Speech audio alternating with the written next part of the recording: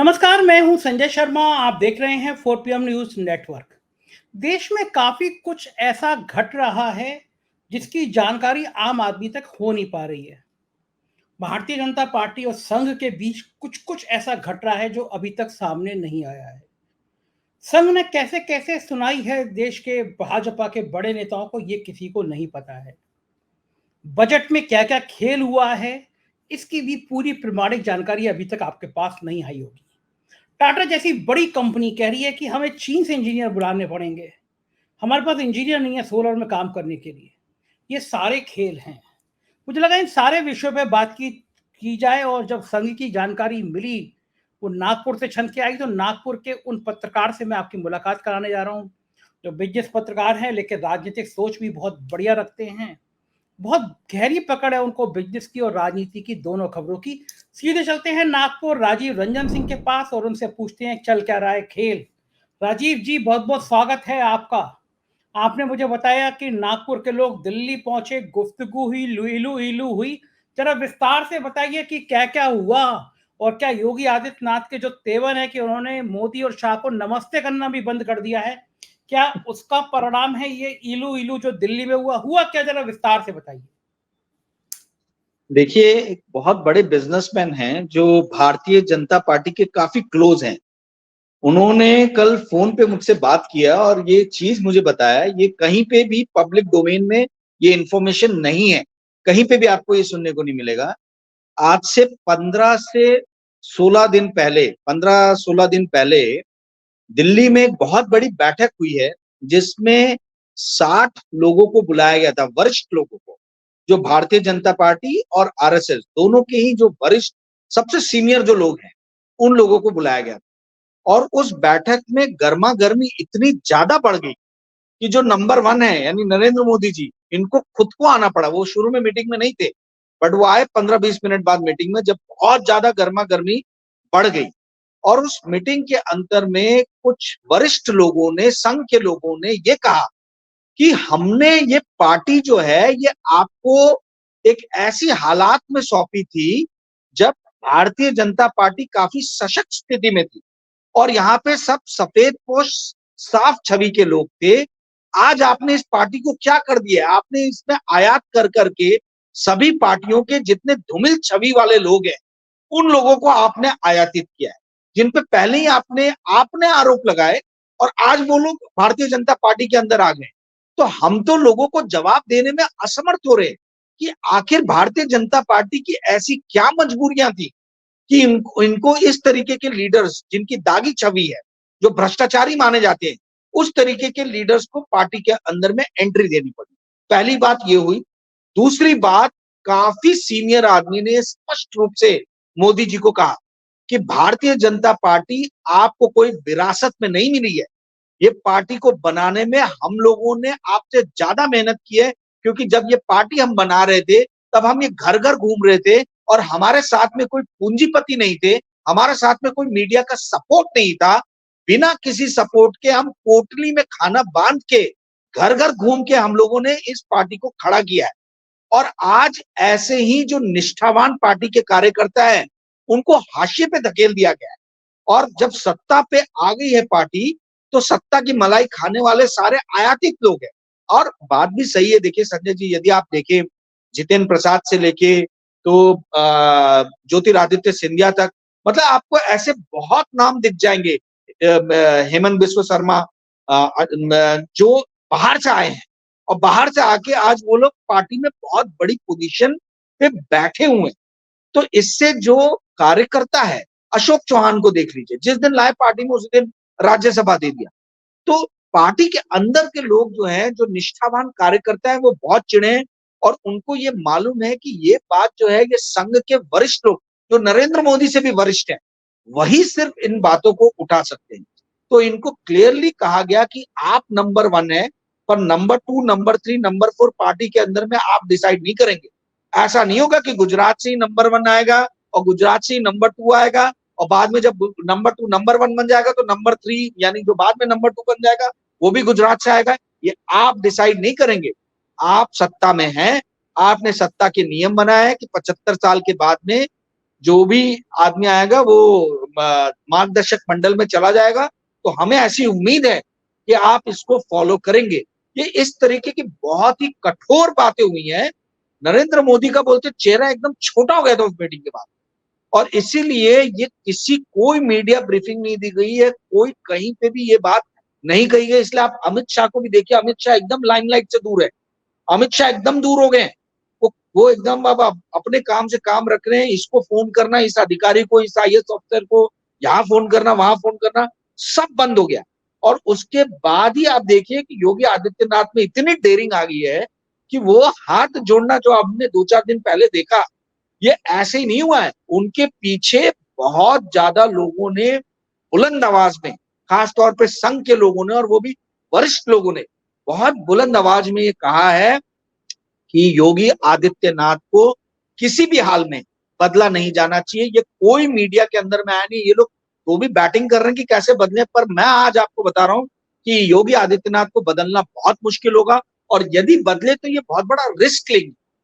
History से इनको lesson लेना चाहिए, सबक लेना चाहिए। देखिए ये सेम चीज आप याद कीजिए अटल बिहारी वाजपेयी के टाइम में हुआ था कि कल्याण सिंह से बहुत चिढ़ गए थे, और जहां तक मुझे याद आ रहा है राम प्रकाश गुप्ता नाम था, कोई गुप्ता साहब थे, उनको चीफ मिनिस्टर बनाया गया जी। और आप देखिए उसके बाद में सत्ता से भारतीय जनता पार्टी 15 साल के लिए, 20 साल के लिए मेरे ख्याल से एकदम दूर होगी, सत्ता से एकदम दूर होगी। तो यही समझाया जा रहा है कि भाई हिस्ट्री से आप सबक लीजिए। यदि इस बार फिर से आपने ये करने की कोशिश की तो वही राम प्रकाश गुप्ता और कल्याण सिंह वाला एपिसोड होगा। आप देखिए जिसको ये लोग फॉरवर्ड लाना चाह रहे हैं, केशव प्रसाद मौर्य, केशव प्रसाद मौर्य खुद अपनी सीट हार चुके हैं। जिस आदमी को जनता का समर्थन नहीं है, वो आदमी मुख्यमंत्री बनने के सपने कैसे देख सकता है? ये तो जब ऊपर कोई बैठा बॉस, जो बहुत ही मतलब निरंकुश टाइप का बॉस जो है, जो जनता के मतों को, जो है जनता के स्वाभिमान का आदर नहीं करता है, वही बैठा सकता है हारे हुए आदमी को मुख्यमंत्री के पोजीशन पे। ठीक है, ये एक तरीके से आपके निरंकुशता को प्रतीक, निरंकुशता का एक सबूत है। वही योगी आदित्यनाथ गोरखपुर के आज भी बेताज बादशाह है। वो लोकसभा लड़े या विधानसभा लड़े, किसी भी सीट से वो जीत जाएंगे। तो कहने वाली बात है कि ये राम प्रकाश गुप्ता और कल्याण सिंह वाली स्थिति नहीं आनी चाहिए। ये राष्ट्रीय स्वयंसेवक संघ ने याद दिलाया मोदी जी को, कहा 15 से 20 साल के लिए हम सत्ता से दूर हो गए थे। उस टाइम भी अटल बिहारी वाजपेयी ने अपने ईगो को जो है वो सामने आने दिया, और उसका परिणाम पूरी पार्टी ने भुगता। तो आप ये समझिए कि अभी जो है, मुझे लगता नहीं है जो भी टीवी में डिबेट्स हो रहे हैं कि योगी आदित्यनाथ को आज हटाएंगे, कल हटाएंगे, मुझे नहीं लगता कि ये हटाने वाले। देखिए एक बात समझ जाइए, संघ जो है वो ट्रिपल पी में विश्वास करता है, पॉलिसी, पावर और पोस्ट। तो पॉलिसी, पावर और पार्टी। तो इनको पावर से तो अब इन्होंने बोल दिया हमें कोई मतलब नहीं। ठीक है, आप नंबर 1 हो, नंबर 1 रहिए। योगी आदित्यनाथ यूपी में नंबर 1 है, नंबर 1 रहने दीजिए, बैलेंस ऑफ पावर बनेगा। बट जो पॉलिसी और पार्टी है, इसमें आप हमसे हर चीज का जिक्र करेंगे और हर चीज का विचार विमर्श करेंगे। तो अब देखते हैं आने वाले दिनों में कि ये कितना नरेंद्र मोदी फॉलो करते हैं। परंतु ये 15 दिन पहले जो मीटिंग हुई है, उसी के हम जो बंद दरवाजे के पीछे हुई है, जिसकी जानकारी मीडिया को नहीं है, उसी के हम सारे के सारे अब देख रहे हैं एक एक करके कि किस तरीके से बॉडी लैंग्वेज से समझ में आ रहा है। और उसके बाद जो है आप देखिए यूक्रेन चले गए, यहाँ वहां, इन्होंने आरएसएस में बोला कि आप अपना काम कीजिए, फॉरेन ट्रिप करना जो करना कीजिए, पर दूसरों के काम पे हस्तक्षेप मत डालें। तो योगी आदित्यनाथ को फ्री हैंड है आगे आने वाले कुछ मेरे ख्याल से महीने या साल तक, जब तक आरएसएस पीछे खड़ा है। राजीव जी, लेकिन इसी बीच में राष्ट्रीय अध्यक्ष को लेकर बड़ा वो चल रहा है। बीजेपी राष्ट्रीय अध्यक्ष तय नहीं कर पा रही है कि कौन बनेगा। जेपी नड्डा का कार्यकाल पूरा हो गया, मामला अधर में है। क्या लग रहा है कि राष्ट्रीय अध्यक्ष कब तक चुना जाएगा? क्या हरियाणा महाराष्ट्र के चुनाव के बाद? देखिए मुझे यहाँ लगता है कि केशव प्रसाद मौर्य ने थोड़ी सी इमेच्योरिटी दिखाई। अगर ये यूपी का सीएम बनने के बदले जो इनको राष्ट्रीय अध्यक्ष बनाने की बात चल रही थी, वो यदि वो भी मतलब उनका भी नाम था कई लोगों के बीच में, तो ये यदि उसी की तरफ फोकस करते तो शायद इनको सफलता मिल जाती। अब तो ना वो घर के रहे ना घाट के रहे, ना तो वो डिप्टी सीएम ही ठीक से हो पा रहे हैं और ना ही उनका एलिवेशन प्रमोशन होते हुए दिख रहा है। ठीक है, तो यहाँ उनकी इमेच्योरिटी और जो बोला जाए कि विवेक उन्हें दिखाना चाहिए था, उसका उन्होंने जो है मतलब पूरी तरीके से उस चीज का नजरअंदाज किया और उसी का परिणाम भुगत रहे हैं। विनोद तावड़े का नाम चल रहा था बहुत जोर शोर से, परंतु ये कहा जा रहा है कि भाई महाराष्ट्र के इलेक्शन आ रहे हैं, तो महाराष्ट्र में भी विनोद तावड़े की बहुत उपस्थिति की जरूरत है। मुझे ऐसा भारतीय जनता पार्टी के एक बहुत वरिष्ठ नेता ने खुद फोन करके ये बताया कि आगे आने वाला बीजेपी का प्रेसिडेंट शायद ओबीसी होगा। ओबीसी जो वर्ग है वो ऐसा भारतीय जनता पार्टी को लग रहा है कि वो उनसे छिटक रहा है। तो ब्राह्मण और बनियों का तो सपोर्ट है ही इनको, किंतु ओबीसी को इनको अपने साथ में रखना है। तो ओबीसी का चेहरा जो है ये सामने आ सकता है। अब मैं वही सोच रहा हूँ कि ओबीसी के कौन कौन से बड़े चेहरे हैं भारतीय जनता पार्टी के अंदर में। तो एक विनोद तावड़े का ही नाम मुझे ध्यान में आ रहा है, और भी बहुत सारे लीडर्स हैं, बट इनका नाम बहुत तेजी से चल रहा है। अमित शाह, अनुराग ठाकुर, सडनली अनुराग ठाकुर का भी नाम चलने लगा। अनुराग ठाकुर आप देखेंगे पिछले एक हफ्ते से बड़े एक्टिव हो गए, बहुत एक्टिव हो गए और बहुत स्टेटमेंट्स दे रहे हैं। तो एक युवाओं को अपील करने के लिए, क्योंकि इस देश की 65% जनता जो है वो 45 साल से नीचे की है, तो उन युवाओं को अट्रैक्ट करने के लिए ये भी एक हल्के में बात चल रही है कि उनको बनाया जाए। माथुर साहब जो राजस्थान से आते हैं उनका नाम भी वरिष्ठ लोग जो हैं वो लोग चला रहे हैं। तो ये सब बन इसलिए नहीं पा रहा है क्योंकि at the end of the day वही मैंने बताया कि जो संघ के लोगों ने कहा कि आप नहीं डिसाइड करेंगे कि नंबर 2 कौन रहेगा और नंबर 3 कौन रहेगा, यानी अमित शाह भी और जेपी नड्डा भी और सारे यूपी के सीएम भी और हर राज्य के सीएम, तो सब आप ही बनाएंगे, तो पार्टी में दूसरे लोग क्या करेंगे? भाई भारतीय जनता पार्टी आपको सौंपी गई जहां पे एक कलेक्टिव डिसीजन होता है। आपने वो कलेक्टिव डिसीजन लेने वाली पार्टी को सिर्फ 1.5 लोगों की पार्टी में बना दिया है, एक नरेंद्र मोदी और आधे अमित शाह, या एक अमित शाह और आधे नरेंद्र मोदी, जैसा भी आप देख लीजिए। तो आप इस तरीके से यदि करेंगे तो पार्टी बहुत लंबे समय तक सक्सेसफुली जाएगी नहीं, और उसी का परिणाम है कि संघ सरसंघचालक के आपने देखे हैं किस तरीके से इनडायरेक्ट तीव्र बयान आ रहे हैं कि भाई ये सिर्फ जो है असुरी प्रवृत्ति है, ये निरंकुशता जो है ये असुरी प्रवृत्ति है। तो ये इस तरीके के बयान, उस मीटिंग की बात है, वो मीटिंग बड़ी सक्सेसफुल रही। आरएसएस के लोगों ने निडर होकर, जो मुझे जानकारी मिली है, वो नरेंद्र मोदी को बता दिया है कि भाई आप अब बहुमत खोने के बाद में आप पार्टी के वरिष्ठ लोगों से विचार विमर्श कीजिए। बिना विचार विमर्श के आप जिस तरीके से पार्टी को चला रहे हैं और जिस तरीके की आप स्टेटमेंट दे रहे हैं, उससे पार्टी को बहुत बड़ा नुकसान हो रहा है। ये बात किसी ने नहीं बोली है नरेंद्र मोदी को, सिर्फ हम आपके मेरे जैसे कुछ इंडिपेंडेंट लोग जो हैं वो बोल रहे हैं, पर ये आप पार्टी के अंदर पार्टी की मीटिंग में मतलब उठाने लग गए ये बात कि भाई नरेंद्र मोदी के बयानों के कारण पार्टी को नुकसान पहुंचा है। तो आप समझिए कि किस तरफ ये पार्टी जा रही है। जी संजय जी, बिल्कुल ठीक कह रहे हैं आप। और इस बीच में संसद में राहुल गांधी ने रुला दिया है बिल्कुल। राहुल गांधी जिस तरह से हमला कर रहे हैं, ओम बिरला की हालत देखने लायक हो रही है। तरस आने लगा है ओम बिरला को, मतलब वो बेचारे हंसे, वो रोए। राहुल गांधी इतनी धुआंधार बैटिंग कर रहे हैं और अखिलेश यादव ने भी उनके संग सुर में सुर मिला के धुलाई कर दी है। राहुल गांधी ने बजट में मध्यम वर्ग परिवार को खासतौर से फोकस किया। क्या लग रहा है राहुल गांधी पे और मध्यम वर्ग पे जैसी मार पड़ी है, इन दोनों चीजों पे मैं आपकी बात जानना चाहता हूं। देखिए इस पूरे पिछले 3-4 महीने में जो आदमी की शख्सियत बहुत ज्यादा निखर के आई, उभर के आई, इलेक्शन कैंपेनिंग के दौर से लेके अभी तक, वो है राहुल गांधी। इसमें कोई विवाद नहीं है। और इसलिए देखिए आप व्हाट्सएप ग्रुप्स में बड़े ही जोर शोर से राहुल गांधी और फिर से जो एक वायलेंस का जो एक मैसेजेस जो रहते हैं मुस्लिम समाज के प्रति, वो फिर से मैसेजेस बहुत सर्कुलेट होने लगे हैं अलग अलग ग्रुप में। मुझे भी कई सारे ग्रुप से आया। तो गांधी परिवार पे हमला बड़ा तीव्र हो गया है और माइनॉरिटीज पे हमला बहुत तीव्र हो गया है। ये अपने आप में सबूत है कि सडनली राहुल गांधी की जो शख्सियत है वो अब लोगों को समझ में आ रही है। देखिए संजय जी, लाखों रुपए, लाखों करोड़ों रुपए खर्च करके, हजारों करोड़ रुपए, सैकड़ों करोड़ रुपए खर्च करके भारतीय जनता पार्टी ने राहुल गांधी की छवि को पप्पू की छवि बनाने की कोशिश की। और जब जनता को 10 साल में समझ में आया कि भाई पप्पू तो हमें बनाया जा रहा है, हम बेवकूफ बन रहे हैं, हमें हर तरीके से ठगा जा रहा है। एक तरफ तो अमित शाह अपने बेटे का फ्यूचर सिक्योर कर रहे हैं बीसीसीआई में बैठा के, दूसरी तरफ हमारे बच्चों को आंदोलित किया जा रहा है कि भाई आप सड़कों पे उतर के गाय प्रोटेक्शन कीजिए, गायों का बचाव कीजिए, धर्म का बचाव कीजिए। तो ये अपने खुद के बच्चों को क्यों नहीं उतार रहे हैं? ये अपने बच्चों को पहले उतारे सड़कों पे, इनको बोले कि भाई आप डंडे लेके पहले आओ। आप मध्यम वर्गीय परिवार के बच्चों को उतार रहे हो ये बोल के कि भाई आपको धर्म की रक्षा करनी है, आपको गौ माता की रक्षा करनी है, तो ये जय शाह क्यों नहीं कर सकते?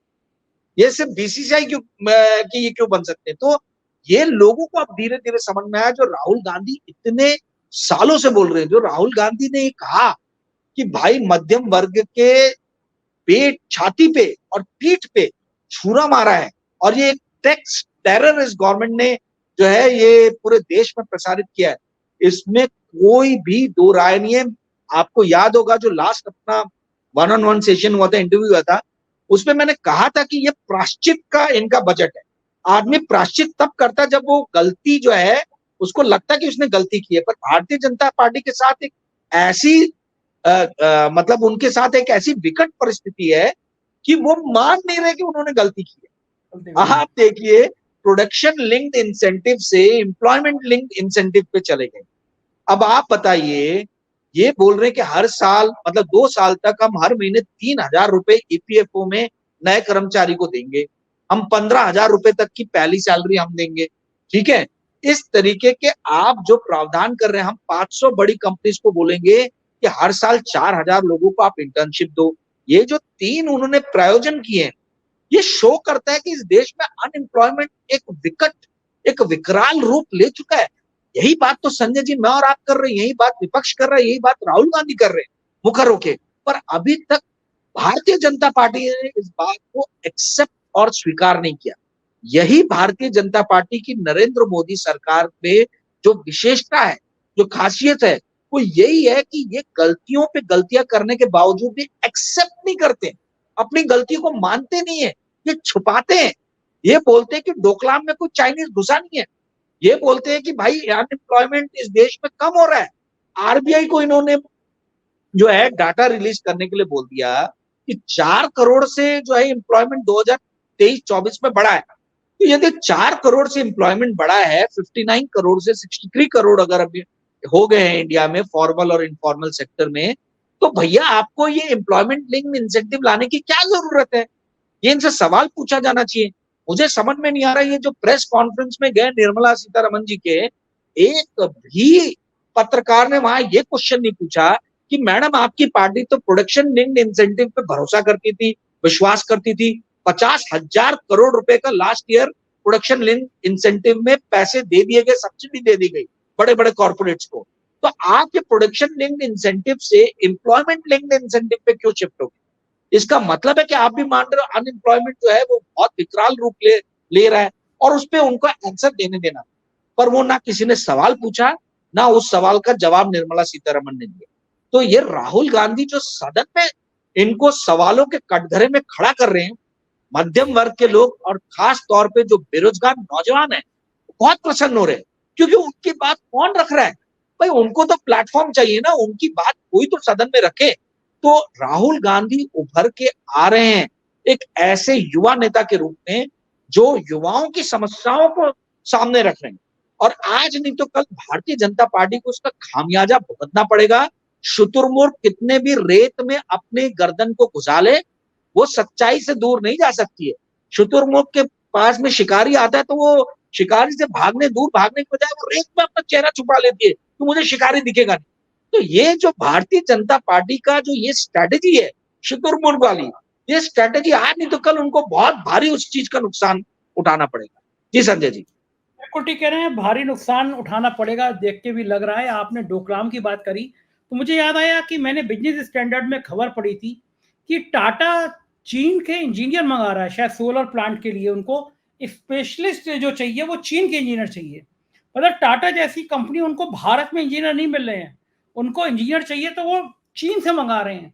क्या हमारा देश ऐसे इंजीनियर पैदा नहीं कर पा रहा है कि जो चीन के इंजीनियर का मुकाबला कर सके। कहाँ तो हम चीन को आंखें दिखा रहे हैं, प्रधानमंत्री जी बड़ी बात कर रहे हैं, और टाटा जैसी कंपनी चीन से इंजीनियर मंगा रही है। क्या मामला है कि क्या हो गया, टाटा को चीन की जरूरत क्यों पड़ रही है? ये बहुत ही दुर्भाग्य और शर्मनाक बात। आप यदि आज देखें तो रिलायंस इंडस्ट्री के बैलेंस शीट पे 1 लाख करोड़ के आसपास कैश है, और इस साल में उन्होंने 10 लाख करोड़ का टर्नओवर क्रॉस किया है। टाटा ग्रुप भी उसकी आसपास में है। अदानी जो है वो भी बोलता है कि भाई 15-20 हजार करोड़ का हम प्रॉफिट बनाते हैं। तो ये क्या प्रॉफिट कागजों में है, या आप ह्यूमन रिसोर्सेज पे क्यों नहीं खर्च कर रहे? ये शर्म की बात है कि इस देश में इतने बड़े बड़े कॉर्पोरेट हाउसेस जो है वो इस देश के अंदर में अपने ही देश की जनता को टेक्नोलॉजिकली साउंड बनाने के लिए R&D में, रिसर्च एंड डेवलपमेंट में खर्चा नहीं कर रहे हैं। मैंने एक स्टोरी किया था 1.5 साल पहले, गूगल पे होगा अवेलेबल, कि 0.6% जो है सिर्फ हम अपने R&D पे खर्चा करते हैं, ठीक है। और हमारे देश में पर मिलियन 138 रिसर्चर्स हैं।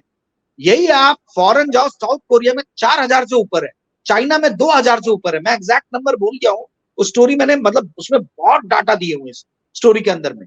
मैंने यही बोला था कि भाई जो पेटेंट है, पेटेंट के नाम पे और IP टेक्नोलॉजिकल ट्रांसफर के नाम पे हर साल इस देश से $8.5 बिलियन, यानी लगभग 70 से 75 हजार करोड़ रुपए हर साल इस देश से बाहर जा रहे हैं। और ये शर्मनाक बात है।